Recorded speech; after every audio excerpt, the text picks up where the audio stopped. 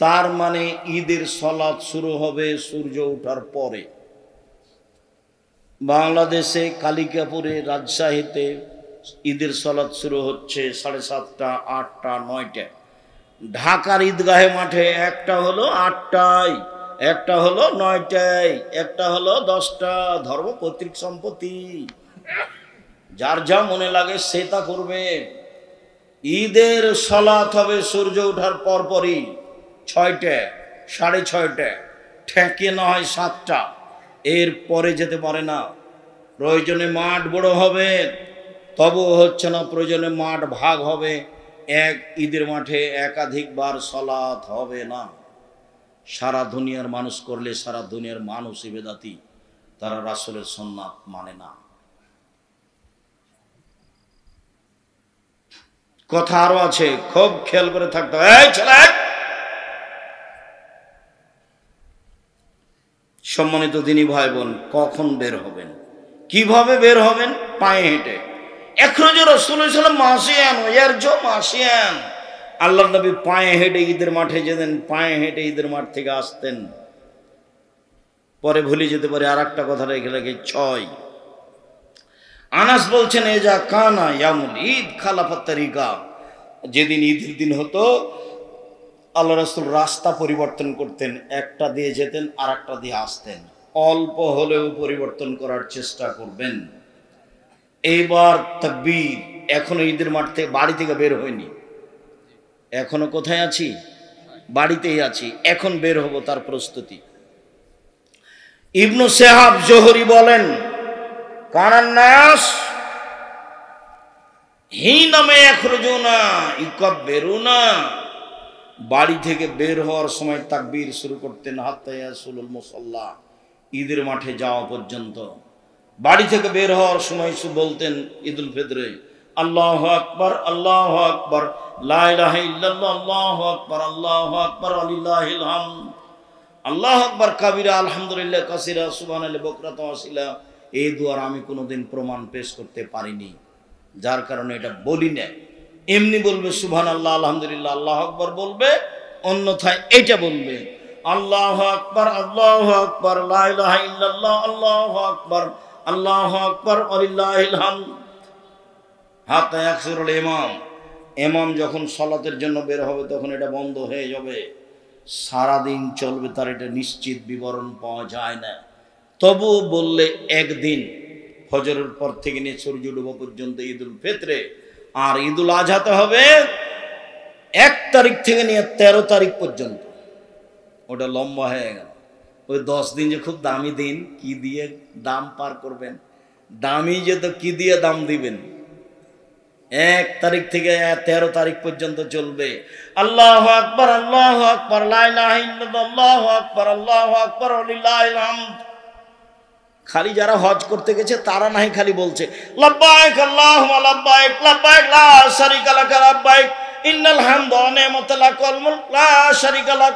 তোমার দরবারে উপস্থিত, আমরা তোমার দরবারে উপস্থিত, প্রশংসা তোমার, অনুগ্রহ তোমার, রাজত্ব তোমার, কোনো শরীক নাই তোমার।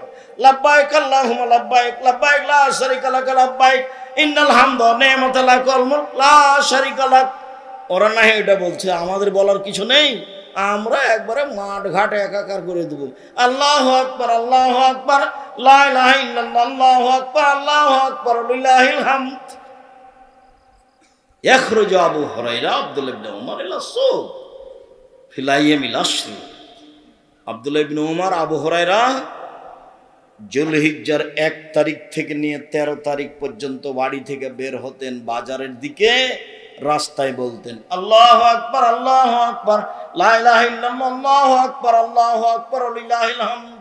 ওই কবরের নাস মা তাকবীরাতিহিমা, ওদের দুইজনের সাথে যারা শুনতো রাস্তাঘাটে বাজারে, তারা বলতো আল্লাহু আকবার, আল্লাহু আকবার, লা ইলাহা ইল্লাল্লাহ, আল্লাহু আকবার, আল্লাহু আকবার, লিল্লাহিল হামদ। পুরুষেরা এবার ঈদের মাঠে যাচ্ছে, তাহলে মহিলাদের সাথে নেন, তারপরে তখন ঈদের মাঠ। এখন আমরা কোথায় আছি? রাস্তায়, বাসা থেকে বের হচ্ছি, মহিলারাও বের হবে। উম্মু আতিয়া রাদিয়াল্লাহু তাআলা আনহা বলেন, উমিরনা নুখরিজাল হুইয়াজা জাতিল খুদুরে, আমাদের ঋতুবতীদেরকে ঈদের মাঠে যেতে বলা হয়েছে, যুবতী মেয়েদেরকে বলা হয়েছে।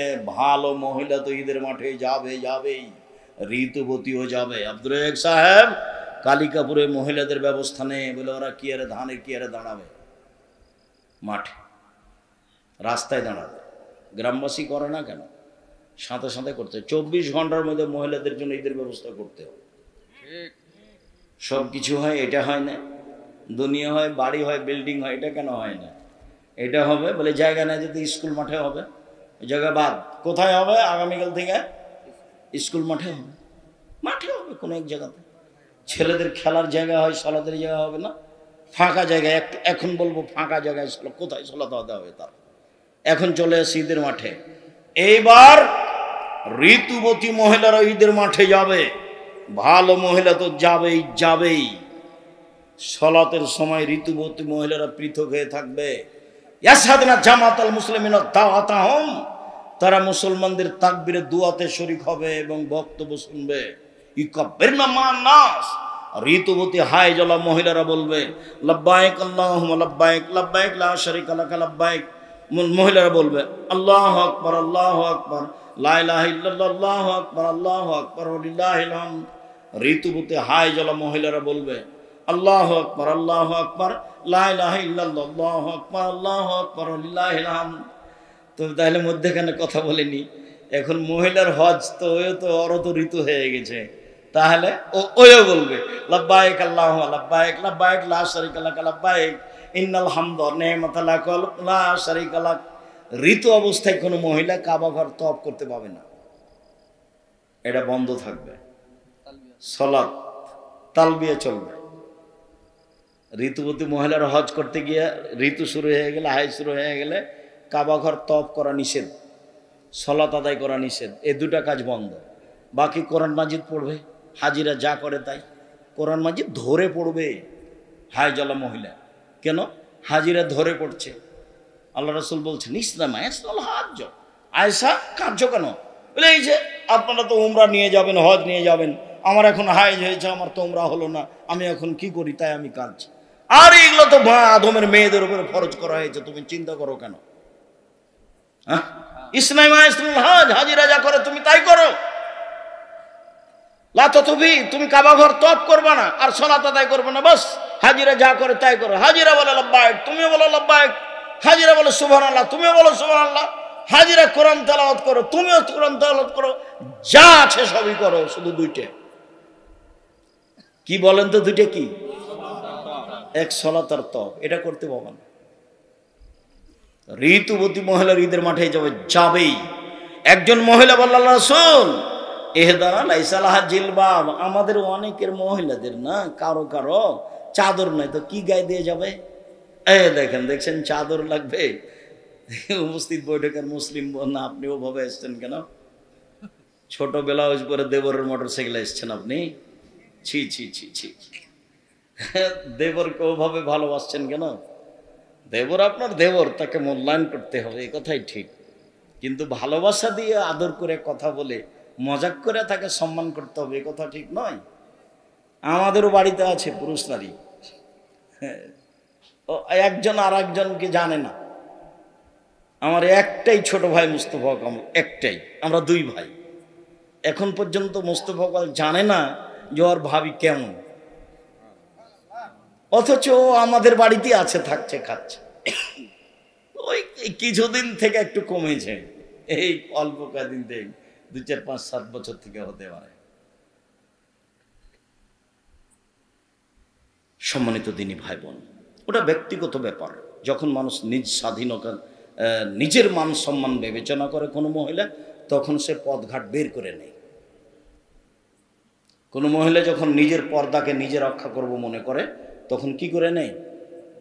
পথঘাট বের করে নেয়। কিছু কঠিন হতে পারে, হয় স্বাভাবিক। সম্মানিত দিনী ভাই বোন, কোথায় আছি এবার? ঈদের মাঠে। ঈদের মাঠে এবার চলেন, ঈদের মাঠে যাই। ইখরুজ রাসূলুল্লাহ সাল্লাল্লাহু আলাইহি ওয়াসাল্লাম ইলাল মুসাল্লা তুহমালুল আনাজা, একটা লাঠি সাথে নিয়ে যাওয়া হতো। ফানসে বাবাইনা ইয়াদাইহি, লাঠিটা সূত্রা হিসাবে গেড়ে দেওয়া হতো। ফাইসাল্লি আলাইহা, আল্লাহ রাসূল সে লাঠির দিকে মুখ করে সালাত আদায় করতেন। ওয়ানা যালিকা লা ফাদা ফিহা ইস্তাতার বিহি, লাঠি গাড়া হতো কেন? ঈদের মাঠে কোনো কিছুই ছিল না যা সামনে রেখে সালাত আদায় করা যায়, এই জন্য ফাঁকা জায়গায় ঈদের সালাত হতো। এই জন্য শুনুন, খুব ভালো করে শুনেন, আল্লাহর নবী ফাঁকা জায়গায় যাচ্ছে ঈদের সালাত আদায় করতে, মসজিদে নববীর উপর দিয়ে যাচ্ছে। মসজিদে নববীর এক সাইডে বসবাস করেন। মসজিদে নববী এমন মসজিদ যেখানে 2 রাকাত সালাত আদায় করলে অন্য মসজিদের চেয়ে 1000 গুণ বেশি নেকি হবে। এই মসজিদে পাড়া দিয়ে পা দিয়ে ওর উপর দিয়ে হেঁটে 500 গজ দূরে গিয়ে ফাঁকা জায়গায় সালাত আদায় করছেন, সেখানে কোনো কিছুই নেই। অতএব ঈদের মাঠকে বাসর ঘর করে সাজানো হারাম। ঈদের মাঠ মেহরাব তৈরি করা হারাম। ঈদের মাঠে মিম্বার তৈরি করা হারাম, বিদাত। ঈদের মাঠে বাঁশ দিয়ে সাজানো বাসর ঘর করা, 3-4 বার সালাতের জন্য ঢাকার সেই জাতীয় ঈদগাহের মতো, এগুলো সব কাবিরা গুনাহ, হারাম। আব্দুর রাজ্জাক সাহেব দুনিয়াবাসী করছে যে শুধু দুনিয়াবাসী না, সারা পৃথিবী করবে। শিরক আর বেদাত মানুষের কাছে প্রিয় হয়ে যাবে। শিরক আর বেদাত মানুষের কাছে কি হয়ে যাবে? প্রিয় হয়ে যাবে। ও তো কোনো সময় বলবে না যে এভাবে কিয়াম করে, এভাবে মিলাদ করা বিদআত। ও তো ইবাদত মনে করে করছে। আপনি আহলে হাদিস মানুষ, আপনি কি কম করেন? আপনি তার চেয়ে বেশি করেন বিদআত। ওর 10টা চলে, তো আপনার যদি একটা চলে তো তার 10টা চলবে। আপনি তো বেদাত করতে খুব মজবুত। আপনি ইফতার দেরি করে করেন। আমি বলছি যে হাদিসে যা বলছে তাতে সরকারিভাবে সূর্য ওঠার যে সময় দেওয়া আছে তার 30 মিনিট আগে হতে হবে, তাহলে হাদিসের উপর আমল হবে। তা আপনিও বলছেন যে একটু দেরি করি 3 মিনিট, তো কি হলো এটা? আপনি রমজান মাসে একবারে ডাকছেন, আপনারা একবারে আস্ত আহলে হাদিসের মসজিদে বলছে আপনারা উঠেন, সাহারি খান, আর 20 মিনিট আছে, 5 মিনিট আছে। এত মাতাব্বরি পেলেন কোথায়? কে বললো আপনাকে? হ্যাঁ, কে আপনাকে কিছু বলে না? আপনার হুঁশ হয় না? ওই সময় আপনি চিল্লান তো কেউ তো তারাবি পড়ে। আমি তো জামাতে তারাবি পড়ি না। আমি তো ওই রাত্রি 10টায় বা 11টায় বা 12টায় বা 1টায় উঠে সালাত শুরু করেছি। আমি তো আজান, ফজর আজান পর্যন্ত সালাত আদায় করবো। তা আপনি যে চিল্লাচ্ছেন যে এখন 3টা বাজে আপনারা উঠেন, তারপর মাঝে মধ্যে কোরআন মাজিদ পড়ছেন, গাজাল পড়ছেন, তা আপনার গাজালের কারণে তো আমি ইবাদত করতে পারছি না। আপনি একটা আস্ত বেদাতি বদ মানুষ। আপনি বলছেন যে আমি ভালো দেখাচ্ছি, ওই ভালো রসুল দেখাননি, সাহাবী দেখানোর প্রয়োজন নাই। দিলে আজান দিতে হবে, নাহলে কিছু না। আগেকার আমার মা চাচিরা কি দেখে ভাত রান্না করতো? 3 তারা, 7 তারা, 3 তারা হয়েছে, সেটা করব। আপনার চিৎকার শুনতে রাজি নই, শায়রিন বাজানো শুনতে রাজি নই, আপনারা উঠেন শুনতে রাজি নই, 5 মিনিট আছে শুনতে রাজি নই। সব হারাম, সব বেদাত। ঈদের মাঠে সব কিছুই হারাম। ঈদের মাঠ নিতান্তই যদি মনে করে যে আমরা যদি না প্রাচীর দিই তাহলে দখল করে নিব অন্যরা, তাহলে ঘেরাও প্রাচীর দিতে পারে, তাছাড়া কোনো কিছু চলবে না। কথা বোঝা যায়নি? ফাওয়াল শাইনি আব্দুহি সালাত, ঈদের মাঠে প্রথম হবে সালাত, তারপরে হবে বক্তব্য। আগে বক্তব্য হবে না, আগে বক্তব্য হবে না, আগে কেউ কিছু বলতে করতে পাবে না। প্রথম কাজ কি হবে?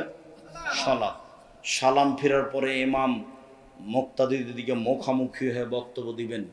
বক্তব্যের এক পর্যায়ে দান করতে বলবেন। আল্লাহর নবী বললেন মহিলাদেরকে, ইয়া মাশার নিসায়ে তাসাদ্দাকনা ফানুরিতুকুনা আকসারান নারে, মহিলারা শোনো, তোমরা দান করো, আমি তোমাদের অধিকাংশ জাহান্নামে দেখছি। জাহান্নাম থেকে বাঁচার সবচেয়ে বড় পয়েন্ট হলো দান। আল্লাহ রাসূল বললেন, পৃথিবীর মানুষ খেজুরের মূল অংশ আর খেজুরের বীজ, আঁটি, এই দুইটার মধ্যে একেবারে হালকা তরল একটা সাদা পদার্থ আছে। দেখেছেন কোনোদিন? আল্লাহ নবী বলছেন যে এইটার সমান দান করে তুমি জাহান্নাম থেকে বাঁচো। 2 টাকা হলো দান, 50 পয়সা হলো দান করে তুমি বাঁচো জাহান্নাম থেকে। মানে জাহান দানই মানুষকে জাহান্নাম থেকে বাঁচাতে পারে। হাদিস তো সব বুখারী মুসলিম।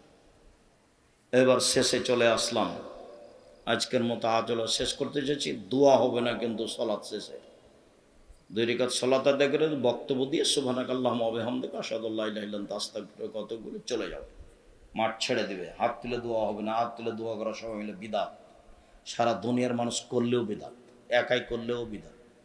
হাত তুলে দোয়া করা ব্যক্তিগত ব্যাপার, যেটা বললাম সালাতের ব্যাপারে সেটাই করতে হবে, এটাই নিয়ম। জোর করে আর একটা কিছু করলে করাই হবে, হুজুরের দাপটে হবে। হুজুর তো বলেছে, কে বলছে 7 ভাগে কুরবানি চলবে না, তা আপনিও করলেন, হলো। তো হুজুর বলেছে, কে বলেছে হাত তুলে দোয়া চলবে না, কে বলেছে আগে বক্তব্য দেওয়া যাবে না, তা আগে বক্তব্য দিল, ঠাসেনে চেয়ারম্যান দিল, মেম্বার দিল, তারপর হুজুরও দিল। আমি যদি কোনোদিন কোনো মাঠে উপস্থিত হই, চেয়ারম্যান তো বহুদূরের কথা, উপর থেকে উপরে যারা আছে এমন কোনো মানুষ থাকবে না মাঠে যে সাহস করতে পারে আমার সামনে বক্তব্য দিতে পারে। ওই হিসাবে আমি রাখি, ওকে আমি উঠাই আর বসাই, উঠাই বসাই। আল্লাহ কোনো দিন পিছিয়ে নিয়ে যায়নি, আল্লাহ ওইভাবেই রেখেছে। আলহামদুলিল্লাহ, আলহামদুলিল্লাহ, আলহামদুলিল্লাহ, আলহামদুলিল্লাহ। কোনো দিন আল্লাহ কোনো মানুষের অধীনে রাখেনি, একবারে ফ্রি রেখেছেন। যার কারণে কোরআন হাদিস খুব স্বাধীনভাবে বলতে পারি আলহামদুলিল্লাহ। কোন সময় কোনো বাধার মুখোমুখি হয় না। কেউ যদি পথ খরচ না দেয় তো তা আসে যায় না, ওকেই পাল্টা পথ খরচ দেবো ইনশাআল্লাহ। যার জন্য আল্লাহর শুকরিয়া আদায় করি, মাঝে মধ্যে সিজদা করে শুকরিয়া আদায় করি। আলহামদুলিল্লাহ, তোমার শুকরিয়া আদায় করি। ভুল ত্রুটি যদি হয় তুমি মাফ করো, আমার ভুল দিয়ে তুমি জামিয়া সালাফের ক্ষতি করো না। আমি মানুষ হিসাবে ভুল করে জামিয়া সালাফের ক্ষতি করতে চাই না। তুমি সর্বশক্তিমান, তুমি জামিয়া সালাফে কবুল করো। সম্মানিত দিনী ভাই বোন, আব্দুল্লাহর মিন্নাতুল বারী 2য় খণ্ড বের হয়েছে, ব্যতিক্রম বই বুখারীর ব্যাখ্যা 2য় খণ্ড। অনেক বড় সাধনার কাজ, অনেক বড় কাজ, অনেক বড় সাধনার কাজ। ওটা আপনাদেরই ছেলে, আপনাদেরই ভাই, দোয়া করবেন তার জন্য। তার কয়েকটা বই আছে, আর আমিও খাকসার আমারও কিছু যেগুলো বই আছে, সবাই নিয়ে যাবেন আলিতে পত্রিকা, কেউ ছেড়ে যাবেন না, এটা আমার অনুরোধ। 30 টাকাতে একটা পত্রিকা নিয়ে যাবেন, আপনার টাকা দিয়ে কিন্তু পত্রিকা ছাপে, 2.5-3 লাখ টাকা হয়, প্রশ্নের উত্তর হবে না। তো আমার দিনী ভাই বোন সবাইকে বলছি, ওই আর আব্দুল্লাহ না, প্রশ্নের উত্তর হবে না, ওই প্রশ্নের উত্তর পত্রিকায় আসবে। আছে আব্দুল্লাহর সিলেবাস আছে, মক্তব পরিচালনার সিলেবাস। আমি আপনাদেরকে যে আলোচনাটা করলাম সে আলোচনা মেনে যাওয়ার অনুরোধ জানাচ্ছি। এবং সবাইকে দুয়ার বই আছে, নামাজের উপরে আমার লেখা বই আছে, না এসব বইগুলো সবাইকে নিয়ে যেতে বলছি। টাকা না থাকলে একটা পত্রিকা হাতে করে যাবেন, আব্দুল্লাহর সিলেবাস নিয়ে যাবেন, আলিতে পত্রিকা নিয়ে যাবেন 30 টাকা দিয়ে। আমার দিনী ভাই বোন যারা আমার দিনী বোন আছেন তারা দেখেন, বেগম রোকেয়া বই লিখেছিল অবরোধবাসিনী। বেগম রোকেয়ার বিপরীত বই লেখা হয়েছে কেন হবো অবরোধবাসিনী। তো আব্দুল্লাহর মিন্নাতুল বারী সবাই নিয়ে যাবেন, বই পুস্তকগুলো স্টেশন নিয়ে যান। আমার দিনী ভাই বোনকে বইগুলো সংগ্রহ করার অনুরোধ জানিয়ে আপাতত আজকের মতো কথা এখানে শেষ করলাম। একটা বই হোক, এখন পত্রিকা হোক, হাতে করে নিয়ে যাবেন। সুবহানাকাল্লাহুম্মা ওয়া বিহামদিকা আশহাদু আল্লা ইলাহা ইল্লা আনতা আস্তাগফিরুকা। আসসালামু আলাইকুম। আচ্ছা, জাযাকুমুল্লাহ বারাকাতুহু।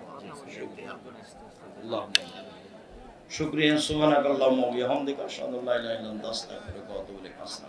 আমার হাতের বামে আছে, বই পুস্তক সবাই নিয়ে যাবেন। টাকা না থাকলে একটা পত্রিকা হাতে করে যাবেন, ওটা একটা দানের স্থানে কাজ করবে। আসসালাম।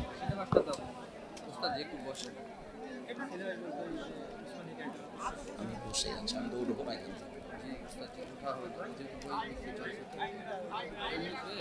সামনে দাঁড়িয়ে কিছু প্রশ্ন মিডিয়া তো সব